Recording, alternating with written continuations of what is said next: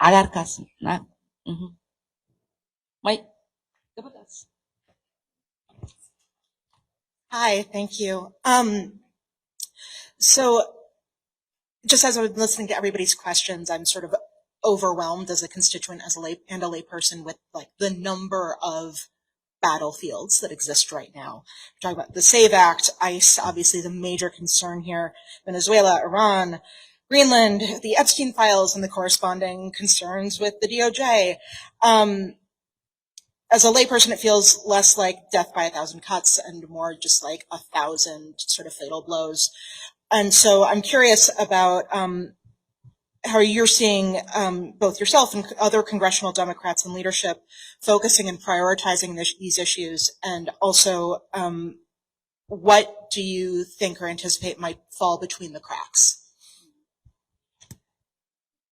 That's a really good question. So when Trump won, before he was sworn in, we formed a task force of litigation and response. There are about 120, I think, of Dem members that are on there. Many others also participate and help out. And that was formed in anticipation of Project 2025 being implemented. And so our view on this is that everything he's trying to preventing him breaking anything is a priority. And so there isn't really anything that we think will fall through the cracks. We are responding to everything and anything. And we are making sure that the coalition of civil rights and civil liberty organizations and lawyers that we cultivated, that network has the support that they need from ourselves and our offices.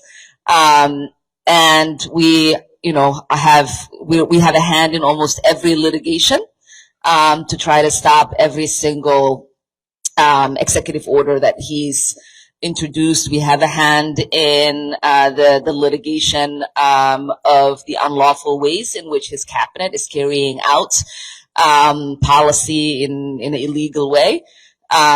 You see us coordinating efforts to visit detention centers. We are doing court watches so that people are not picked up as they are doing the right thing of adjusting their statuses and showing up for their interviews. So there's a group that helps coordinate that, make sure people are available, members are available, because we notice that people are less likely to get picked up when we are present in court.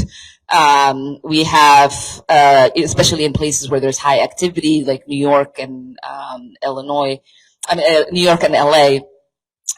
We have a coordinated effort with the 22 Democratic AGs and the lawsuits that they are bringing. They regularly come in, especially our AG, Keith Ellison. They come in and give us updates on regular basis, a few times a month.